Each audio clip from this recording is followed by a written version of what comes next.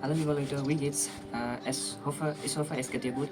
Und mein Name ist Pratik und ich lerne Deutsch momentan auf B2 Niveau. Yeah, and I'm very glad to see you all here. And we are going to start a very important and special topic today. Und das ist Präpositionen. Ja, das Thema Präpositionen ist sehr anstrengend eigentlich, ja. यो preposition भन्ने topic चाहिँ जर्मनमा चाहिँ एकदमै headache लाग्ने गर्छ, specially चाहिँ A1 अथवा A2 पढ्दै गरेको साथीभाइहरूलाई है। मलाई पनि लाग्थ्यो त्यतिखेर A1 A2 पढ्दै गर्दा। अहिले चाहिँ म B1 मेरो स्टार्ट गरिरहेको छु अनि अहिलेसम्मको मेरो अब यो टपिकमा रिसर्च अनुसार चाहिँ म हजुरहरूलाई अब भन्ने छु यसको बारेमा कहाँ युज गर्ने, कसरी युज गर्न सकिन्छ। अनि okay, dan seid ihr bereit? Dann los geht's. Okay, welcome back in this video. And अब पहिला सुरुमा चाहिँ यसको डेफिनेसनबाट चाहिँ जाम। प्रिपोजिसन भनेको चाहिँ ग्रुप अथवा एउटा वर्ड नै भनौँ जसले चाहिँ अब नाउन, प्रोनाउन र नाउन फ्रेजेसहरू चाहिँ एनदर पार्ट अफ सेन्टेन्समा चाहिँ कनेक्ट गर्छ क्या। अब त्यस्तोलाई चाहिँ हामीले भन्छौँ प्रिपोजिसन। अब फर्स्टमा चाहिँ हामी ढिला नगरेर आकुजाटिभ प्रिपोजिसनतिर चाहिँ लागिहालौँ है त। अब फर्स्टमा आकुजाटिभको लागि चाहिँ त्यो टेबल चाहिँ हामीलाई आउनुपर्ने हुन्छ। त्यसमा चाहिँ डेर मास्कुलिन छ भनेपछि डेर चाहिँ डेनमा चाहिँ चेन्ज हुन्छ। अनि डी अब फेमिनिन छ भने चाहिँ फेमिनिन चाहिँ डीमा नै बस्छ, फेमिनिनको चेन्ज हुँदैन चाहिँ त्यो आर्टिकल। अनि त्यो न्युट्रलको चाहिँ अब दास पनि दासमा नै हुने गर्छ है त। फर्स्टमा चाहिँ फ्युर भन्ने प्रिपोजिसनलाई चाहिँ कसरी युज गर्ने र यसको मिनिङ बुझौँ है त। फ्युर चाहिँ इङ्ग्लिसको फर जस्तै सम्झिँदा हुन्छ। यसलाई चाहिँ हामीले 2-3 तरिकाले चाहिँ युज गर्न सक्छौँ। फर्स्टमा चाहिँ हामी इन्टेन्सन र पर्पजलाई चाहिँ हेरौँ है। इन्टेन्सन भनेको चाहिँ कुनै एक्सन चाहिँ हामीले गऱ्यौँ, अनि पर्पज भनेको चाहिँ के को लागि गऱ्यौँ त्यसलाई चाहिँ डिफाइन गर्छ। अब हामीले यो इक्जाम्पलमा हेर्दा Ich kaufe die Blume für die Schwester। Ich kaufe die Blume भनेको चाहिँ हाम्रो एक्सन भयो, जसलाई चाहिँ हामी इन्टेन्सन भन्छौँ। अनि त्यसपछि चाहिँ für die Schwester, स्वेस्टरको लागि चाहिँ भयो, त्यो चाहिँ पर्पज भयो। सिम्पली भन्नुपर्दा चाहिँ हामीले केही कुरा गर्छौँ र त्यो कुराले चाहिँ कोही अरू चाहिँ बेनिफिट भइरहेछ भनेपछि त्यस्तो केसमा चाहिँ हामीले für युज गर्छौँ। Let's take another example. Ich habe ein Geschenk für meinen Bruder। अब मसँग चाहिँ गेसेङ गिफ्ट छ फर माइनेन ब्रुडर भनेको चाहिँ अब त्यो चाहिँ ब्रुदरलाई चाहिँ बेनिफिट भइरहेछ नि त, त्यसैले चाहिँ त्यहाँ फ्युर लगाइराख। अनि फ्युर पछिको आर्टिकललाई पनि ध्यान दिनु होला। त्यहाँ डी स्वेस्टर चाहिँ डी स्वेस्टर नै छ, किनभने नोमिनाटीमा पनि डी नै हुन्छ, आकुजाटिभमा पनि गएर यो चेन्ज हुँदैन। चेन्ज हुने भनेको चाहिँ डेर मात्रै हो, जुन चाहिँ डेनमा चेन्ज हुन्छ। अनि तल चाहिँ फ्युर माइनेन ब्रुडर छ। फ्युर माइन ब्रुडर भएको भए त्यो नोमिनाटिभ हुन्छ, फ्युर माइनेन ब्रुडर छ त्यो चाहिँ आकुजाटिभमा छ है त। अब न्युट्रल केसको कुरा गर्दा चाहिँ त्यहाँ Ich kaufe die Blume für das Kind भएको भए चाहिँ अब त्यो दास चाहिँ चेन्ज भएन। अब हजुरले चाहिँ कुनै कुरा किन्नुभयो अनि त्यसको बारेमा अरू कसैलाई भन्नुपर्दा चाहिँ फ्युर चाहिँ युज हुन्छ है त्यहाँनिर। अब चाहिँ हामी यसको चाहिँ इक्जाम्पल हेरौँ है त। अब यहाँ चाहिँ Ich habe das Buch für 10 Euro gekauft भनिरहेछ। यसमा चाहिँ अब त्यो केसेस चाहिँ हेर्नु परेन, किनभने त्यहाँ आर्टिकल चाहिँ हुँदैन, तर त्यस्तो यो प्राइजको केसमा चाहिँ फ्युर नै लाग्ने गर्छ है त। अब let's move into another example. kauft das Handy für 300 Euro। अब यसको अर्को युज चाहिँ फेभर अथवा आफ्नो ओपिनियन भन्दा अथवा ओपिनियन सोद्धाखेरि चाहिँ युज हुन्छ। अब यसको पनि हामी इक्जाम्पल चाहिँ हेर्छौँ।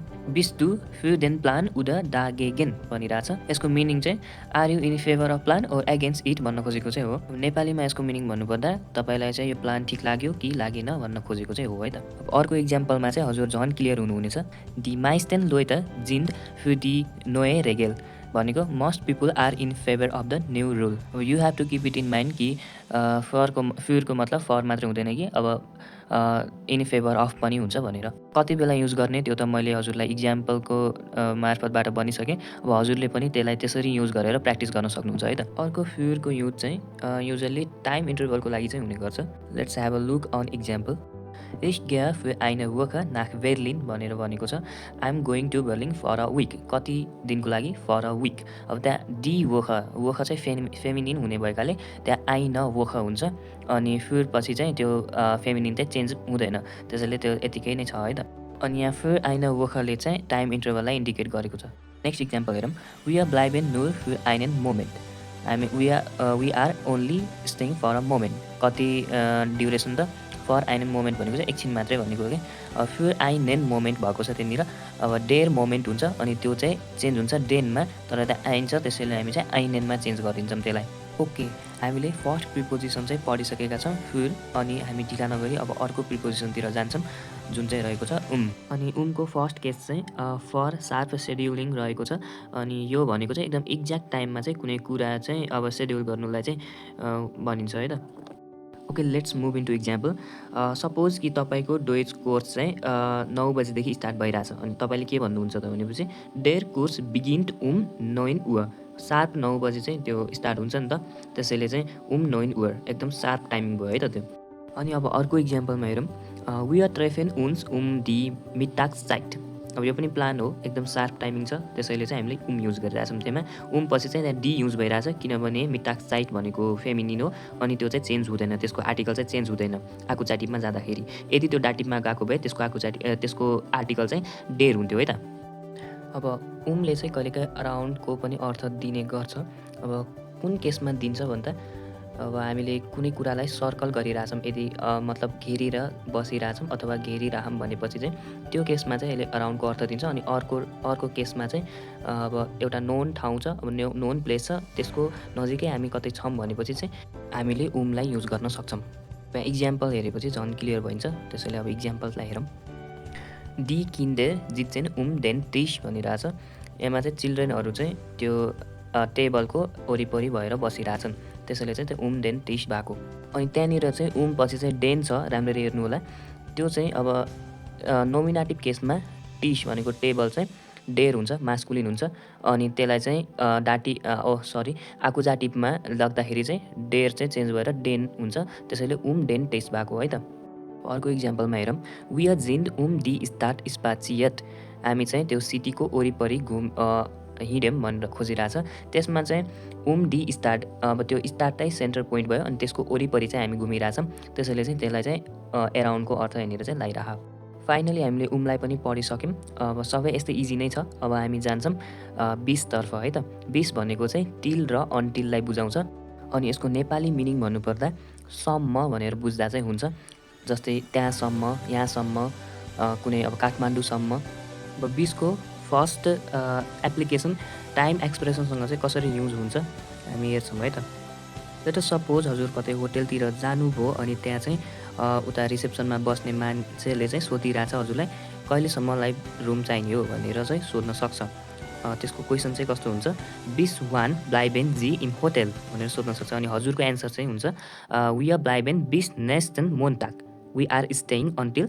Next Monday okay let's take another example suppose हजुर चाहिँ ब्याङ्कमा जानुभयो अनि त्यहाँ चाहिँ कसैलाई सोध्नुभयो कि ब्याङ्क चाहिँ कति बजेसम्म खुल्छ होला भनेर अब उताबाट एन्सर चाहिँ के आउँछ होला टी ब्याङ्क हाट नूर 20 14 उह अफनेन त्यसको मतलब ब्याङ्क चाहिँ 4 बजेसम्म मात्रै खुल्छ भनिरहेछ ध्यान दिनु होला त्यहाँनिर चाहिँ सम्म भन्ने वर्ड चाहिँ आइरहेछ है okay now let's move into another application of 20 अर्को एप्लिकेसनमा चाहिँ 20 चाहिँ चूसँग चाहिँ एट्याच भइरहेको हुन्छ अनि यो चाहिँ स्पेसल्ली नाउनहरूसँग चाहिँ यस्तो हुने गर्छ इस वाटर 20 चू डेम आबेन्ट अब चू डेम छ त्यहाँनिर आबेन्ट भनेको त डेर आबेन्ट हुन्छ त्यसैले यदि त्यो नाउन छ भनेपछि त्यहाँनिर 20 प्लस चू युज गर्नुपर्छ 20 को लागि यदि अब अरू टाइम एडभर्बियल अनि सिटीहरूको नाम छ भनेपछि चाहिँ 20 यत्तिकै युज गर्दा पनि हुन्छ त्यसले कुनै फरक पार्दैन यिनीहरू दुईटाको मिनिङ चाहिँ एउटै नै हो खासमा त्यो नाउन र टाइम एडभर्बियलले मात्रै फरक पार्ने हो अनि त्यो चू युज गरेको ठाउँमा चाहिँ त्यो चूले चाहिँ त्यसको आर्टिकललाई डिटरमाइन गर्छ अब त्यहाँ इक्जाम्पलमा पनि हेर्न सक्नुहुन्छ चू डेन हुनुपर्ने ठाउँमा चू डेम छ पछिको त्यो प्रिपोजिसनले चाहिँ त्यसको आर्टिकल डिटरमाइन गर्छ राम्ररी बुझ्नको लागि एकछिन फेरि भिडियो पज गरेर दुईटालाई कम्पेयर गर्नु होला ओके नाउ 20 इस्ट आउ फेटिश now we will move into another preposition उन्ड एस हाइस्ट डुर्कको युज कहाँ हुन्छ भने जतिखेर फिजिकल मोमेन्ट हुन्छ through a space suppose a man crawl through the pipe like स्ट्रक्चरबाट चाहिँ मान्छे चाहिँ अब हिँडिरहेछ अथवा केही गाडी चलाइरहेछ अथवा त्यहाँबाट मोमेन्ट भइरहेछ भनेपछि चाहिँ त्यस्तो ठाउँमा चाहिँ डुर्क चाहिँ युज भइरहेको हुन्छ let's go into the example वी आर फार एन्ड डुर्क देन टनल we are driving through the tunnel. अब यहाँ टनल भनेको पाइप लाइक स्ट्रक्चर भयो, क्लोज इन्क्लोज सर्फेस। अब त्यहाँबाट चाहिँ अब हामी चाहिँ गाडी चाहिँ ड्राइभ गरिरहेछौँ भनेपछि चाहिँ त्यो डुख चाहिँ युज भइरहेछ त्यो केसमा त्यहाँनिर। अनि ध्यान दिएर हेर्नु होला, डुखपछि चाहिँ देन टनल भइरहेछ। देन चाहिँ डेर टनल हुन्छ नोमिनाटिभमा, अनि आकुचाटिभमा जाँदाखेरि चाहिँ देन टनल बन्छ। त्यसै गरी अर्को इक्जाम्पल चाहिँ देयर हुन्ड लाउफ्ड डुख देन गार्डन, the dog is running through the garden. यो पनि एउटा इन्टबाट गएर अर्को इन्टबाट चाहिँ बाहिर निस्किरहेछ त्यस्तो अर्थ बुझाइरहेछ। अर्को डुखको एप्लिकेसन चाहिँ थ्रु मिन्स एन्ड टाइम। यसलाई चाहिँ यसरी बुझ्न सकिन्छ कि हजुरले कुनै कुराको सहायताले केही कुरा चाहिँ एचिभ गर्नुभयो। इक्जाम्पलबाटै जाऊँ, इस हाब दास गान्च बुक डुख दि नाक गेलेजन। अनि अर्को इक्जाम्पल रहेको छ मान लेन्ट आइन स्प्राख डुख दास इन्सपिरेसन। सेकेन्ड इक्जाम्पलमा हामी हेर्छौँ है त, मान लेन्ट आइन स्प्राख डुख दास इन्सपिरेसनमा one learns a language through a स्पिकिङको थ्रुले नयाँ ल्याङ्ग्वेज सिकियो। स्पिकिङको हेल्पले हामीले केही कुरा एचिभ गऱ्यौँ, त्यो चाहिँ नयाँ ल्याङ्ग्वेज चाहिँ सिक्यौँ। Okay, now we will move toward the another very simple and important preposition, and das heißt ohne bedeutet without auf English. यसको फर्स्ट एप्लिकेसन चाहिँ without a thing or a person. is drink then cafe ohne Zucker. I drink coffee without sugar. As normal meaning छ, इङ्ग्लिसको जस्तै छ। अनि अर्को इक्जाम्पलमा हेरौँ, जी गेट ohne ihren Freund spazieren. She is going for a walk without her boyfriend. भनेको पनि त्यही नै अर्थ बुझिहाल्नुभयो हजुरले। अब यसको अर्को एप्लिकेसन चाहिँ यो ओ न चुसँग कम्बाइन भएर एउटा B1 लेभलको अनि एकदमै इजी प्रिपोजिसन बनाउँछ, जसको मिनिङ चाहिँ विदाउट डुइङ समथिङ, अरू केही काम गर्नु। यसको इक्जाम्पलमा हेरौँ, एर इस्ट गेगाङ्गेन वो न चुज चु जागेन, he left without saying goodbye. अब यसमा चाहिँ त्यो कमामा चाहिँ ध्यान दिनु होला हजुरले, अनि यो चाहिँ एकदमै सिम्पल नै छ है त। Okay, now let's move into our last preposition und es heißt gegen. Gegen bedeutet against auf English. First एप्लिकेसनमा चाहिँ कोलाइडिङ फिजिकल मुभमेन्ट रहेको छ। यसमा चाहिँ कुनै एउटा बडी अर्को बडीको एगेन्स्टमा चाहिँ मुभमेन्ट गरिरहेको हुन्छ है। इक्जाम्पलमा हेरौँ, एर east गेगेन einen Baum gefahren, he dropped against a tree. Der Ball fliegt gegen die Wand. The ball flies against the wall. Ball चाहिँ भित्तामा फाल्दाखेरि बल चाहिँ भित्तातिर ठोकिन्छ नि त, भित्ताको एगेन्स्टमा मुभमेन्ट भइरह। अब यसको सेकेन्ड एप्लिकेसनमा हेरौँ, यो चाहिँ टु अपोज एन आइडिया भन्छ। यसमा चाहिँ सपोज हजुरको साथीले हजुरलाई कुनै सजेसन दिइरहेछ र हजुरलाई उसको सजेसन चाहिँ मन परिरहेको छैन भनेपछि हजुरले भन्नु सक्नुहुन्छ कि इस बिन गेगेन दिजेन फोर्सलाग, I am against this proposal. और अब हजुरले यस्तो पनि भन्न सक्नुहुन्छ, स्पिन गेगेन डिज इडे। अब चाहिँ हामी यसको अन्तिम एप्लिकेसनको बारेमा कुरा गर्छौँ, जो चाहिँ टाइमको बारेमा रहेको छ। यसले चाहिँ एप्रोक्सिमेट टाइम चाहिँ जनाउँछ। यो चाहिँ हामीले उममा भएको टाइमको केस जुन थियो नि, त्यसमा हामीले सार्प टाइमको कुरा गरिरहेको थियौँ भनेपछि यसमा चाहिँ एप्रोक्सिमेट टाइमको कुरा चाहिँ गर्छौँ। इक्जाम्पलबाट चाहिँ क्लियर हुने चाहिँ ट्राई गरौँ। zum Beispiel, wir treffen uns gegen 8 Uhr. We will meet around 8 o'clock. यहाँ चाहिँ टाइम फिक्स गरिएको छैन, तर एप्रोक्सिमेट टाइम चाहिँ भनिएको छ।